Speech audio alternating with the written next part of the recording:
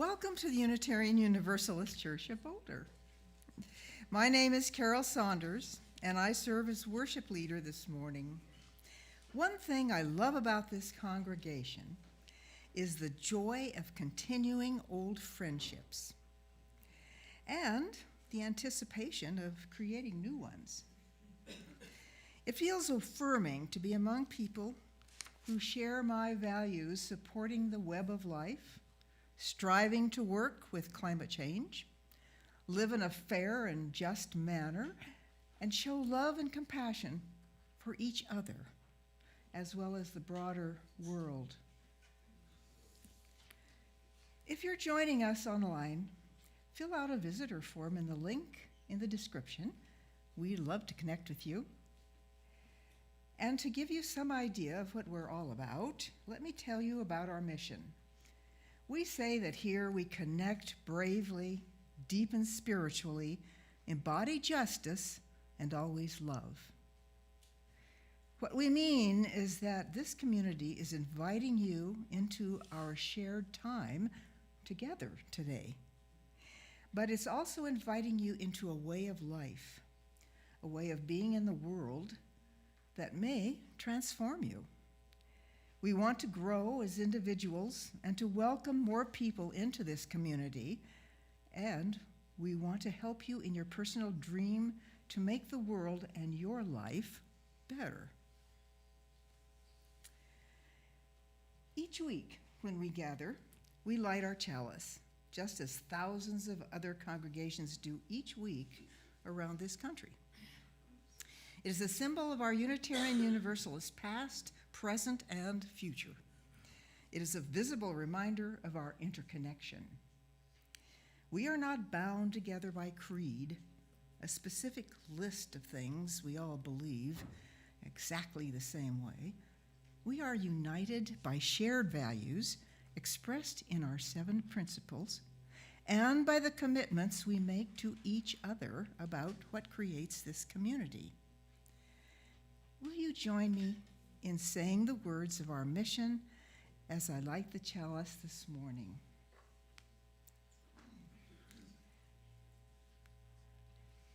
We gather in fellowship to connect bravely, deepen spiritually, embody justice, and always love.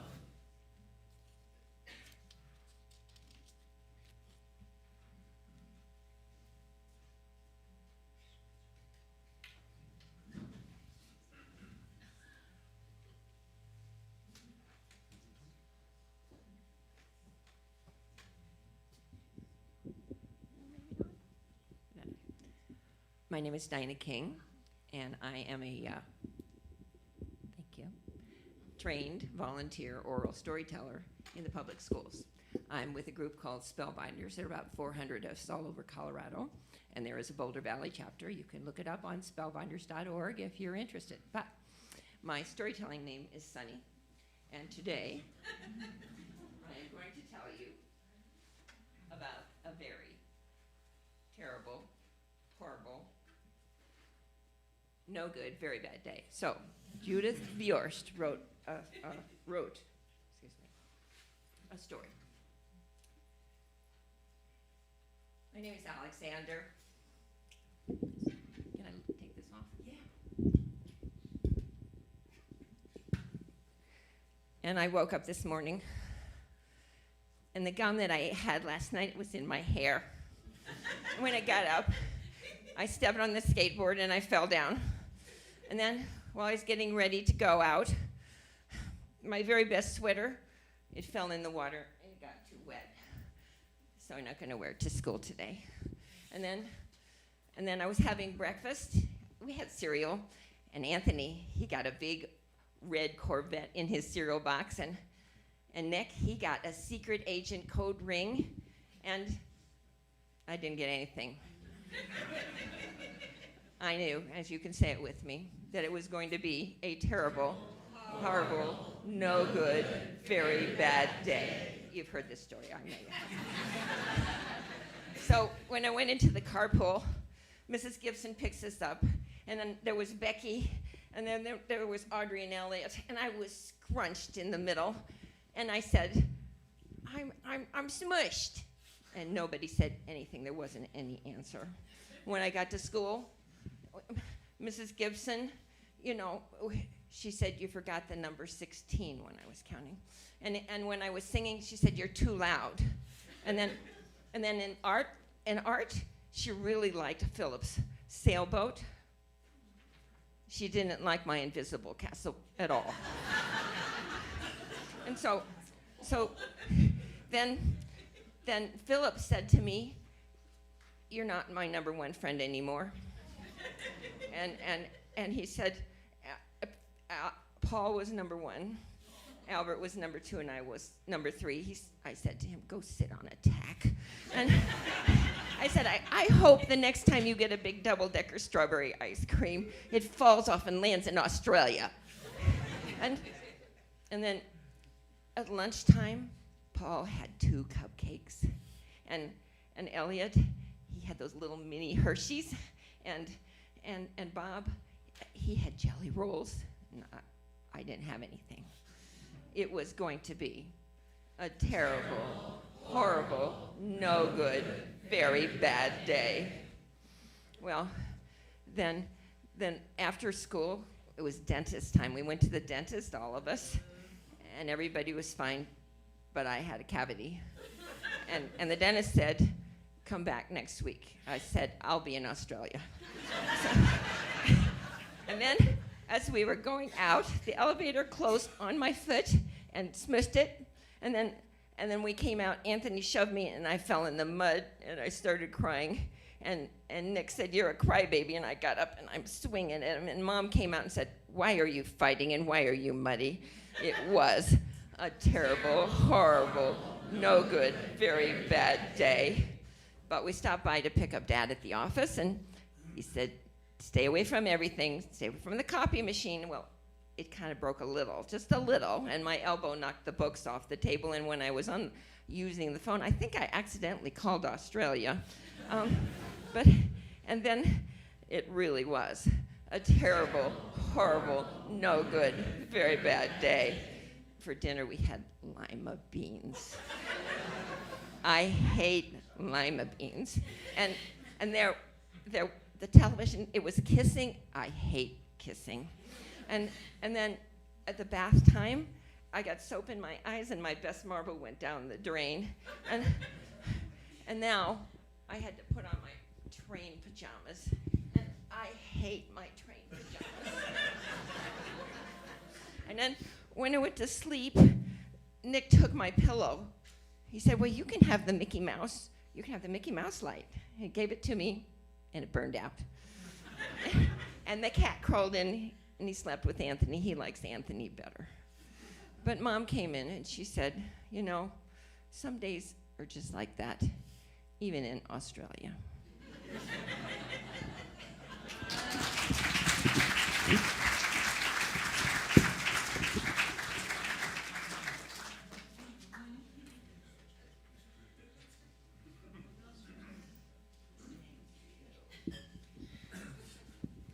Raise your hand if you've ever had a terrible, horrible, no good, very bad day. Yeah, right? It's just like that sometimes. Ugh. Okay, let's give that a shake. I'm feeling a little like I've absorbed the anxiety, right?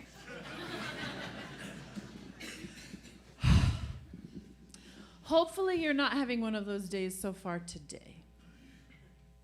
I'm not. Are you? Are you okay? All right. We can't promise that every time you come here, everything will be super great. But, usually there's snacks.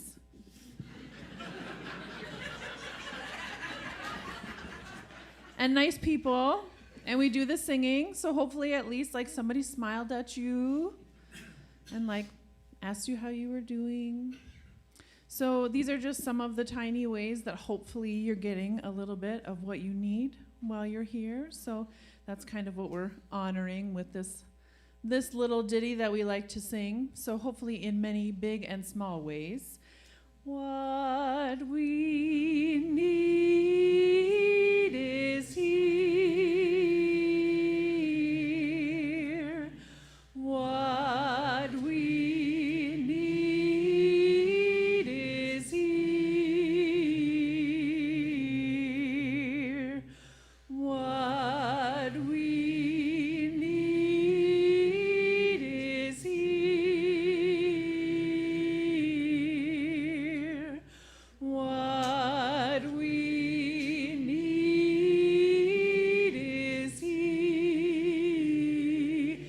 makeup a part if it feels good. What we need is here. What we need is here. What we need is here.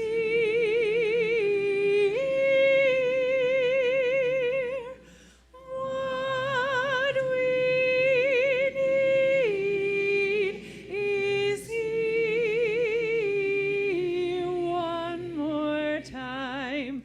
What we need is here.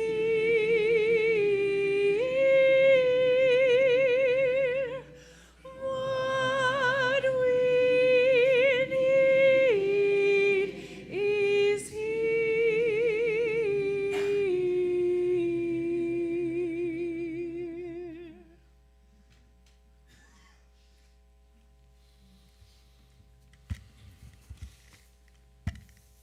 This to you.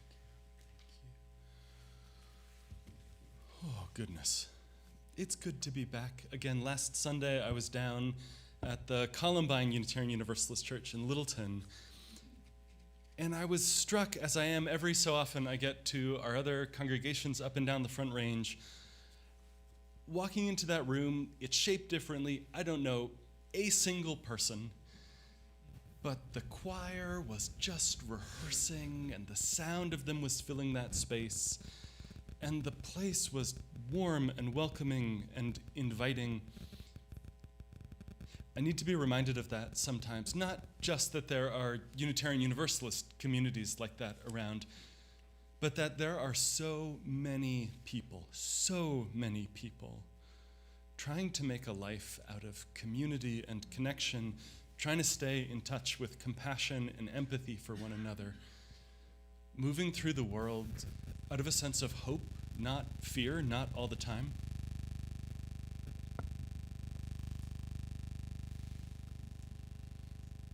Despite the uncertainty of the AV.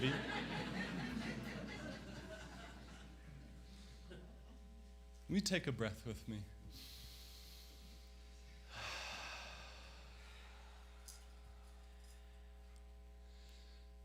Sometimes in that sort of a breath or a sigh, sometimes in making the invitation into prayer and meditation, into spiritual practice, sometimes I feel like what I'm letting myself do is catch back up with myself again.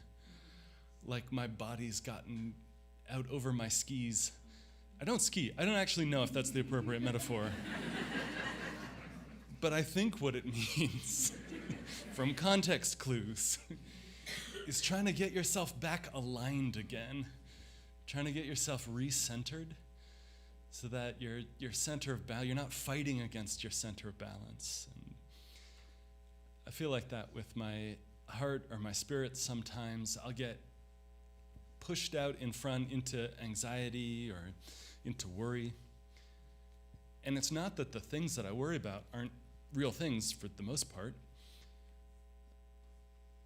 It's not about those things not existing. It's not about evading that or running away into just, feel good all the time sort of a thing. But it's about getting myself back centered again, getting myself square, aligned with myself. And that's the invitation this morning. This invitation into practice in the silence which we'll hold together in a few moments. The invitation is to come back home to yourself again.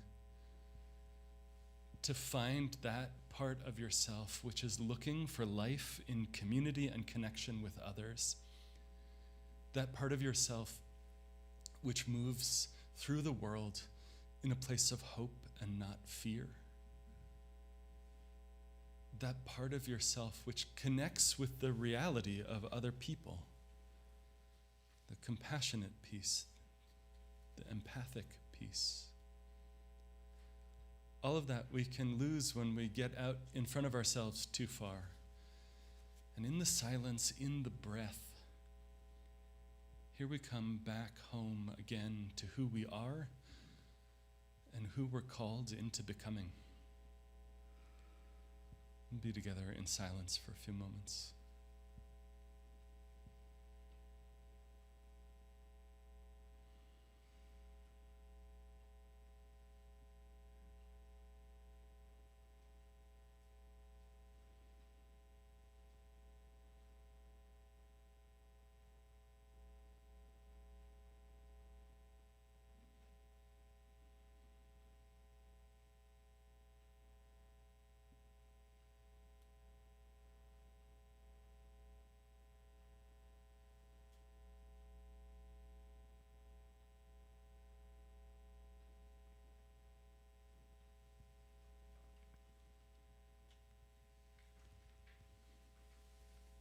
Amen.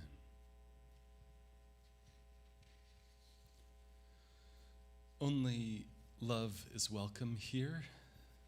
The choir is going to sing to us in a little bit. Only love is welcome here, so bring your pain and bring your sorrow. Bring your hopes and bring your fears, and we will wrap our loving arms around you, because love, only love, is welcome here. Our commitment to connect bravely with each other means that we're called to be glad with those who rejoice and to weep with those who mourn. So bring your pain and bring your sorrow, bring your hopes and bring your fears.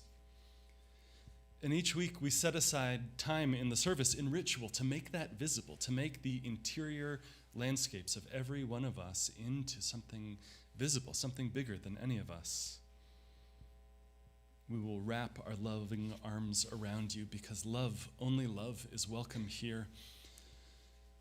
For us gathered in person, in just a moment as the music begins, I'll invite you to come forward, start with the back of the room and then the sides, and silently to take a stone and let that stone stand as a symbol of your joys, your cares, your hopes, your fears, and then place it into the earth, held by something larger than any of us, joined in community with all of our joys and sorrows. And this week we hold in love Barb and Fred. They write, blessings and concerns coexist. Yesterday was the 45th anniversary of our first real date, and also the 45th for son David's bicycle accident. For all the blessings and all the concerns we carry, we hold this compassionate space with love. Please come forward as you feel moved.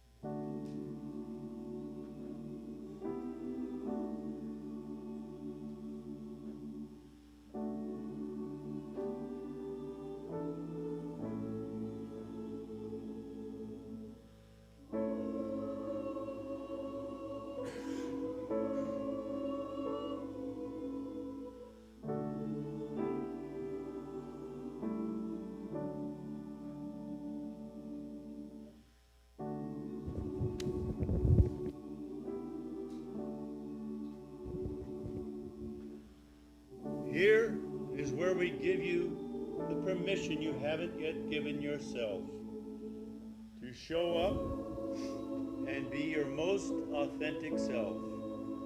You can cry here. You can take care of your time here.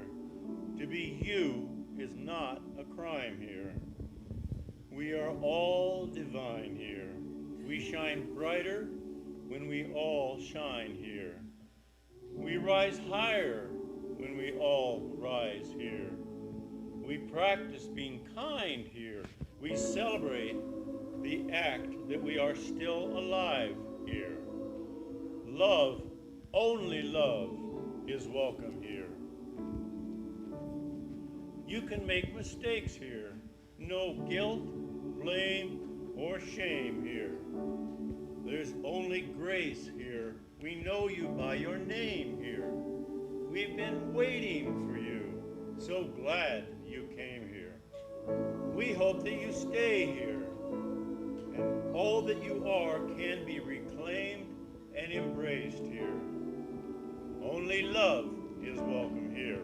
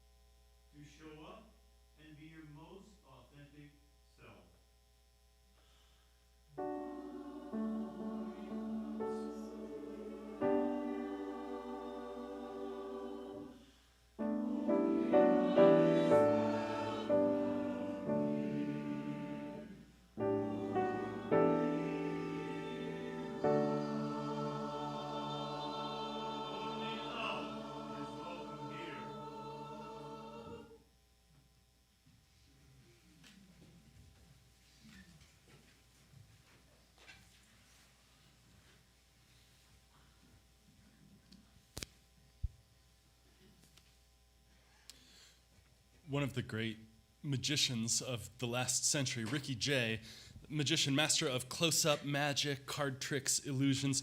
You've seen him in movies, even if you don't know the name. He wrote that one of the tenets of magic, that sort of magic he practiced, is that the spectators cannot perceive correctly the miraculous effects that they've witnessed. That is, the thing they think they've seen, the cause and effect that they believe they've just witnessed, is not actually the thing that happened. He says the use of psychology is one of the principal techniques of the conjurer. He talked like that all the time, especially in the practice of misdirection, in which a spectator's attention is directed to a specific point dictated by the performer. So the snap of the fingers draws your attention one way while the coin gets palmed in the other direction. Regardless of the trick, by controlling your focus, the magician makes it impossible for you to pay attention to the right thing at the right time. We are good at playing that same trick on ourselves, incidentally. If you've ever worked out and then justified having ice cream because you worked out, you know what I mean. You exercise and burn 300 calories and then eat 800 calories of ice cream because you worked out. I'm in a bulk phase. It makes sense in your head, though, right? Because it takes the form of something that's reasonable. It's actually, though, a kind of misdirection that is rationalizing the irrational. It's constructing this false reason why some behavior makes sense, pulling your attention away from what's really happening. This is not actually a story about magic shows or dessert habits. Instead, I want to suggest that in public life, from politicians and thought leaders and pundits and social media shares, we are drenched by this steady downpour of misdirection in the shape, in the clothing of well-reasoned arguments or at least reasonable sounding arguments. The first time I noticed this happening, the first time I saw this pattern unfolding, the first time I looked, rather, in the right place at the right time during the magic trick, was watching a documentary years and years ago interviewing people after the end of apartheid in South Africa.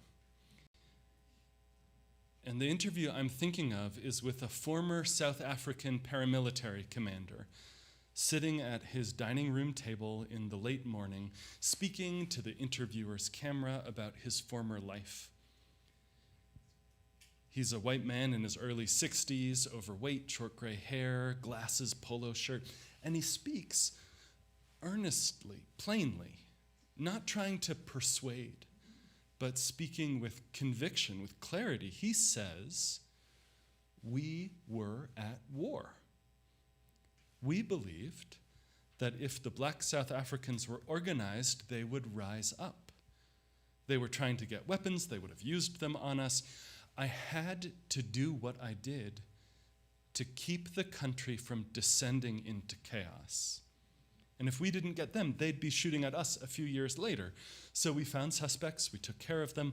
I did what I had to do to keep our country together." Which sounds reasonable if you don't know what he's actually talking about.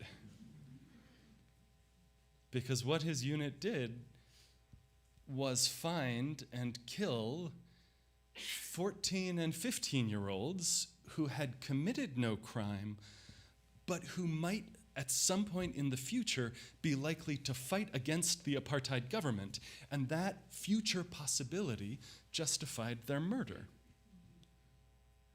And he didn't talk about those killings as acts of passion or hatred. He's explaining the reasons that he had to do what he did. These straightforward, pragmatic, hard-headed, maybe, reasons, preventing future crimes, creating a deterrent to dissuade others from following that path. And this, I think, this is the real horror of what this commander had to say, that reasonable, well-meaning people could be persuaded into a program of reasonable, well-meaning assassination or genocide or ethnic cleansing, that those weren't the product of trickery, but of bright, reasonable people making bright, reasonable arguments about how to protect themselves. I was struck then by the ordinariness of it. The way he explained this, not like a villain in a movie cackling, but sitting at his dining room table on a sunny morning, making atrocity look like common sense necessity. And it's easy maybe to brush that off as obvious, or to pat ourselves on the back for our own moral superiority. But right here in this country, we are carrying out atrocity in plain sight, with the nation's attention misdirected by rationale and explanation. Our nation runs internment camps for immigrants where children and adults sleep on concrete floors without soap or toothpaste or recreation, in windowless buildings where the lights remain on 24 hours a day. We inter children and adults in conditions that violate the Geneva Convention for War Prisoners. And to be clear, these are not prisons. The people inside of them have not been convicted of a crime, and the human beings inside them, not convicted of a crime, are held there indefinitely. There is another name for these, and the name for them is concentration camps.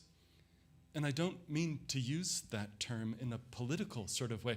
I mean to use it only in a descriptive way. This is the dictionary definition: a camp where persons are confined, usually without hearings, and typically under harsh conditions, often as a result of their membership in a group which the government has identified as dangerous or undesirable. But why? Why concentration camps for immigrants? Well, for straightforward, pragmatic, maybe a little hard-headed reasons. Here's what's given. Here's what you read plain as editorials and talking points. If security is tighter, fewer people will try to enter the country. If parents know they might be separated from their kids, fewer will try to enter the country. If asylum rules are angled against asylum seekers, if temporary protective status can be removed at will without notice, why would refugees try to come? The rationale, in other words, is to prevent future crimes and create a deterrent to persuade others from following that path. And those are the lines repeated by politicians and columnists and friends and family. And the thing is, they take the form, the shape, the clothing of a thoughtful, considered reason.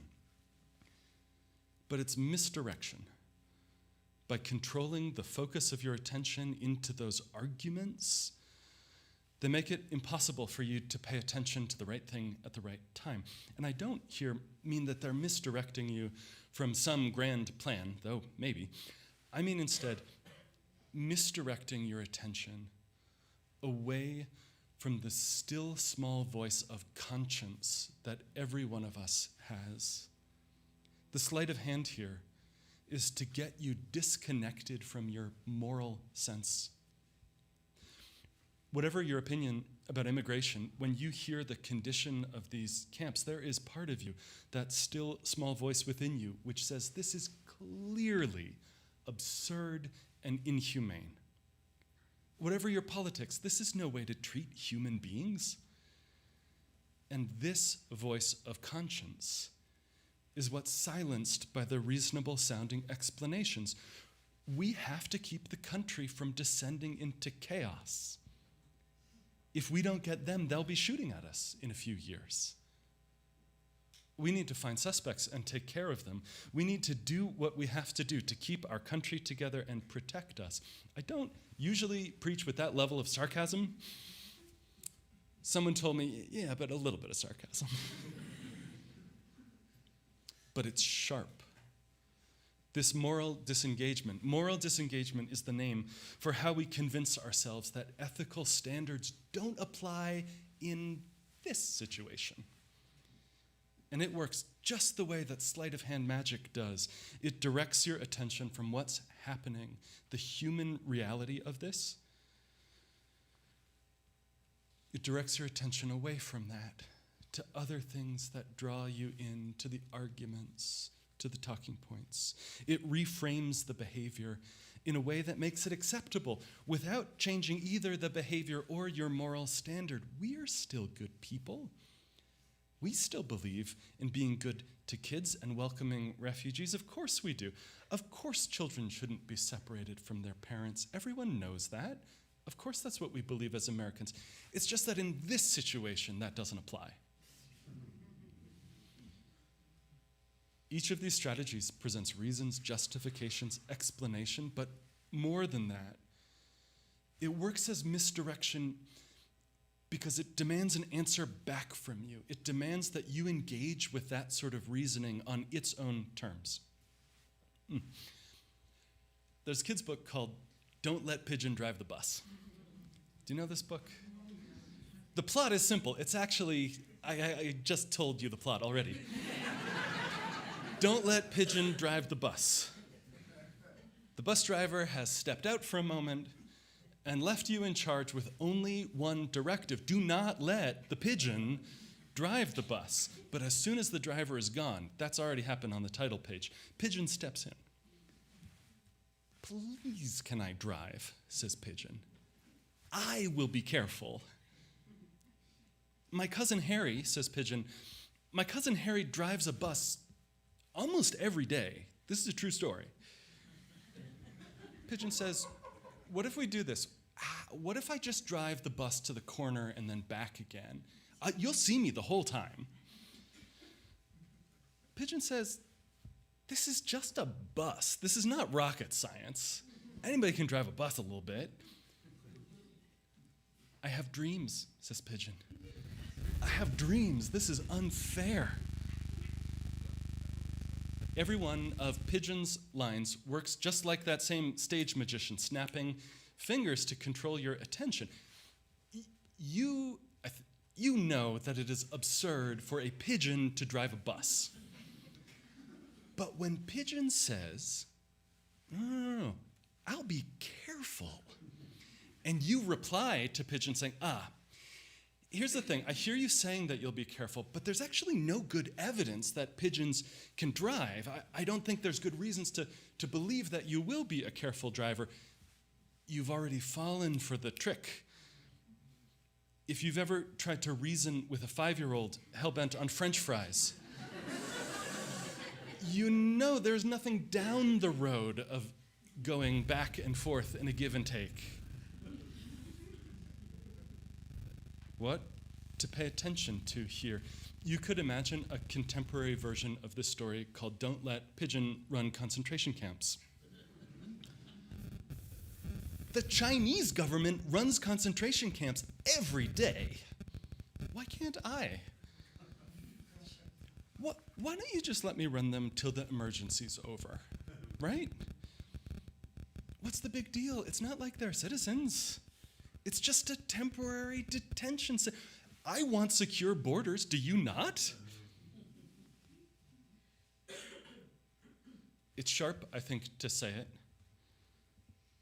But this is what's being said plainly, without the sarcastic intonation, every day. Directing your attention away from the simple, clear voice of conscience into an endless labyrinth of argumentation disconnected from the reality of human experience. And because we are reasonable people, because we are people who believe strongly, deeply in reason and tolerance and empathy, we're ready to debate and dialogue and discuss.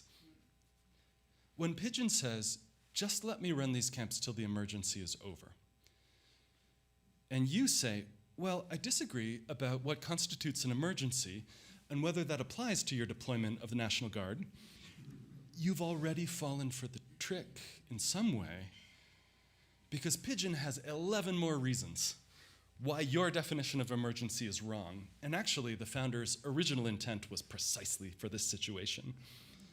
And Pigeon has plenty of time to go through all of that with you. Not all debate is real debate. In reposted statements online, in carefully edited and curated video of so-called debate, there is a performance of give and take, which is actually about reinforcing what the watcher already believes on faith. One commentator writes, this style of debate as performance has become incredibly popular because it feeds into our current political moments, hunger for easy victories and clear villains. People want to see their side destroying the opposition with facts and logic, setting up situations where you can't lose, and then claiming victory when your rigged game produces the expected results. This has become a template for political engagement across the spectrum. Real debate requires vulnerability, the possibility that you might be wrong, that you might need to change your mind. Pigeon is not actually trying to debate with you about driving the bus. Pigeon is not open to a give and take where they are educated about why pigeons should not drive buses. Pigeon has an unshakable belief that they should drive the bus, that they deserve to drive the bus. Pigeon has escaped from uncertainty. And whatever it takes to convince you, they're going to try it. Shortly after the liberation of Paris in the Second World War, the French philosopher Jean-Paul Sartre published an essay called Anti-Semite and Jew, in which he describes anti-Semitism not as the actual hatred of actual Jews, but as a kind of fantasy attached to a fantastical idea of Jews that has almost nothing to do with the reality of actual Jewish people. The anti-Semite, says Sartre, and we could say this of some anti-immigrant voices, some anti-black voices, some anti-trans voices. The anti-Semite, he says, has escaped from uncertainty. They don't have to wrestle with the complexities, the contradictions of the real world. They don't have to learn anything new. They don't have to grow or change or reconcile themselves to not understanding the experience of another person. Because at the center, he says, anti-Semitism is not an argument but a faith, an irrational, unexplainable belief which precedes any argument made to support it. The anti-Semite, like the white Christian nationalist movement, like the anti-queer movement, does not engage in good faith dialogue. He writes, they know their remarks are frivolous and open to challenge, but they are amusing themselves. For it is their adversary who is obliged to use words responsibly, since he believes in words. And by giving ridiculous reasons, they discredit the seriousness of their interlocutors, their partners in the argument. They delight in acting in bad faith, since they seek not to persuade by sound argument, but to intimidate and disconcert. And if you press them too closely, he writes, 1944, they will abruptly fall silent, loftily indicating by some phrase that the time for argument is past. If the anti-Semite is impervious to reason and to experience, it is not because his conviction is strong. Rather, his conviction is strong because he has chosen, first of all, to be impervious. This is the lens through which to notice the clips of triumphant takedowns that YouTube's algorithm is probably putting next to this video right now. It's not that all dialogue is in bad faith, but dialogue in bad faith misdirects, like Pigeon, like the South African military commander, like the justifications for concentration camps.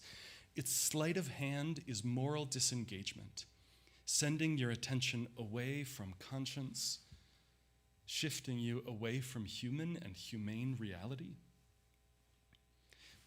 And hear me carefully, it's not that dialogue and debate and discussion are useless.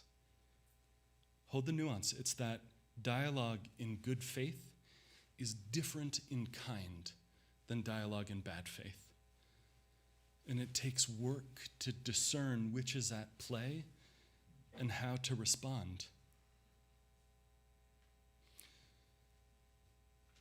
My suggestion is that where reason sometimes can be tricked and misdirected, compassion and conscience are surer guides. And it's heavy to say all of this. There's a weight in the room to it. But the work that we do here of sitting with the most difficult things, not just this topically, but everything behind every one of those stones that you place, the work that we do here of celebration, of sharing joy and sorrow, bring your pain and bring your sorrow, the choir sang today. Bring your hopes and your fears, and we will wrap our loving arms around you. These are practices that keep us connected to compassion, that help us to remember the essential humanity of all people. This is not about escape from the world. We'll just joy ourselves into feeling numb. This is not navel gazing. This is preparation. And it's not just, the feeling of worship, words, melody, silence.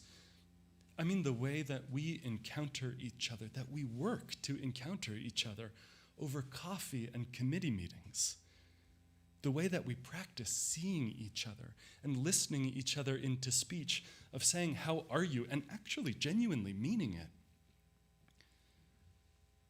That's the work of finding love at the center of living, of reconnecting, of finding that music that we're listening for.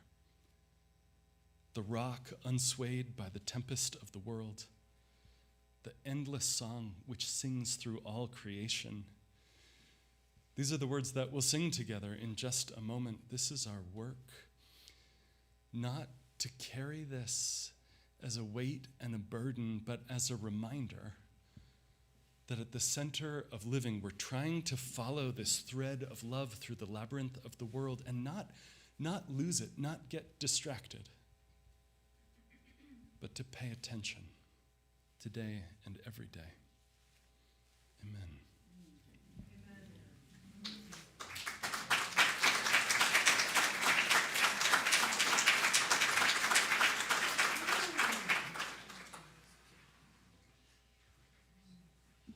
May it be so. Let us rise in body or in spirit and sing that into being.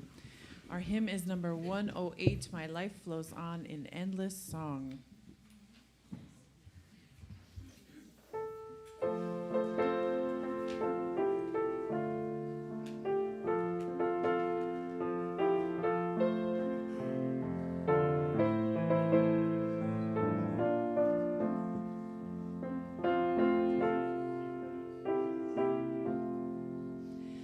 My life flows on in endless song above earth's lamentation.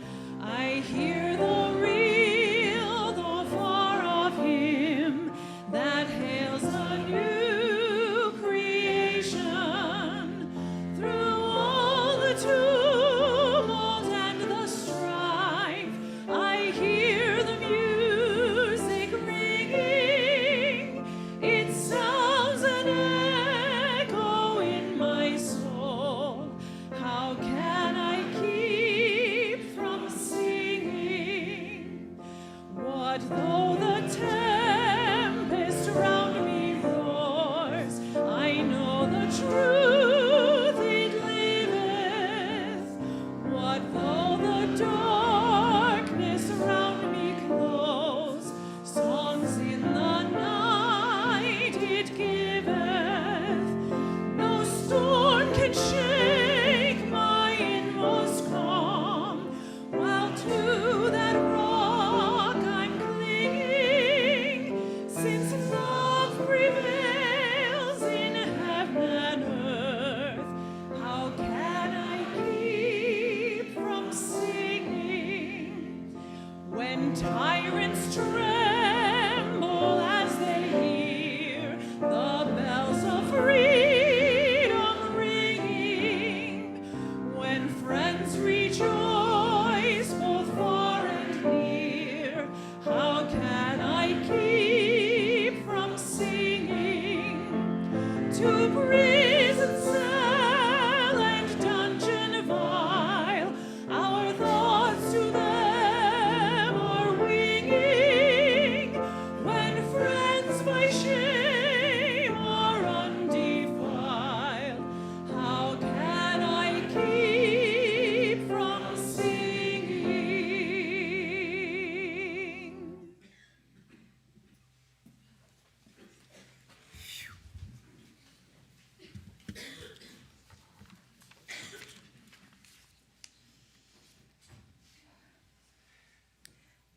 This month, our offering goes to SPAN, the Safe House Progressive Alliance for Nonviolence. When one client arrived at the doors of SPAN, she carried a suitcase and the weight of fear and uncertainty for herself and her 7 children. Escaping an abusive home, Maria had made the courageous choice to seek safety, knowing it was the first step toward rebuilding a life of dignity and hope. SPAN's mission is rooted in compassion and empowerment. It starts with immediate safety and emergency shelter. It empowers through services that let clients find stability. SPAN advocates helped Maria address the trauma that she had endured and to create a plan for her family's future. They helped her children enroll in school and provided emotional support to ensure the kids felt safe and cared for during this transition. Marie entered one of SPAN's housing programs, which offered her the stability she needed to find employment. With her children thriving in school and Maria regaining her independence, their lives began to transform. The shelter had not only provided them with safety, but had set them on a path toward a future filled with possibilities. Today, Maria is a testament to the determination and resilience of survivors and to the power of community support. She has a steady job, her children are flourishing, and together they are building a life free from violence. As SPAN, the collective efforts and advocates, volunteers, and community partners empower individuals to break the cycle of violence and reclaim their lives. I invite you to give as generously as possible, remembering that we are part of that community partnership. For those online, you can use the QR code or find a link in the video description. For those gathered in person, you can scan the QR code or make a donation as the ushers now pass the baskets. May our gifts be used to enact justice, bringing peace and love to the Boulder community.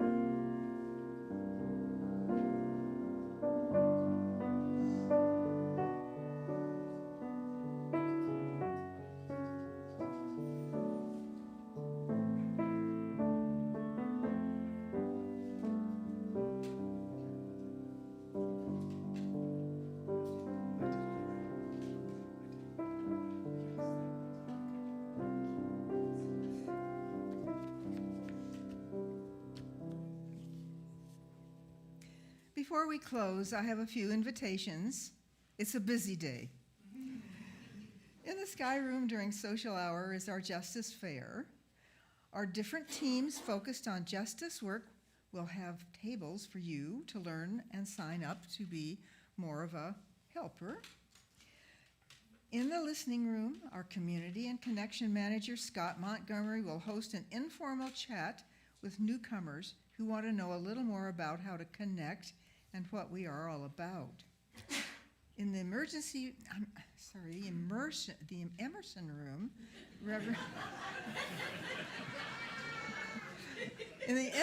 in the Emerson room, Rev David and Rachel will host a Finding Yourself at UUCB, a new member class for folks ready to go a little deeper. Lunch is provided.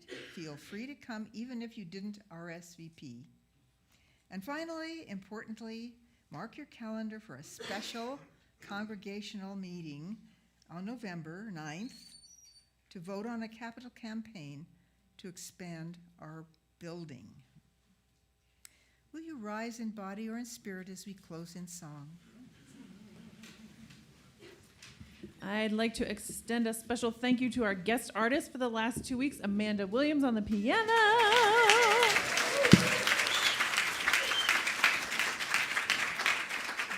I mentioned last week, some of you remember Amanda from her tenure here as our staff pianist. This will be your last week to give Amanda a hug.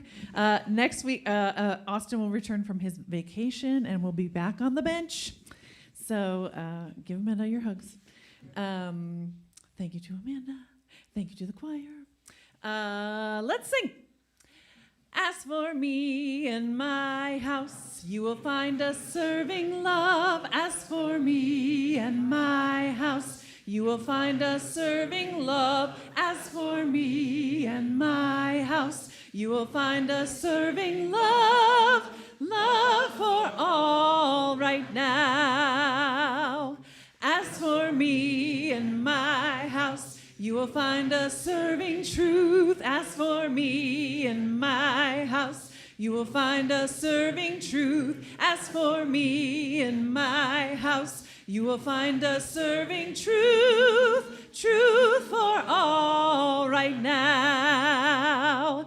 As for me and my house, you will find us serving peace. As for me and my house, you will find us serving peace. As for me and my house, you will find us serving peace. Peace for all right now. Truth for all.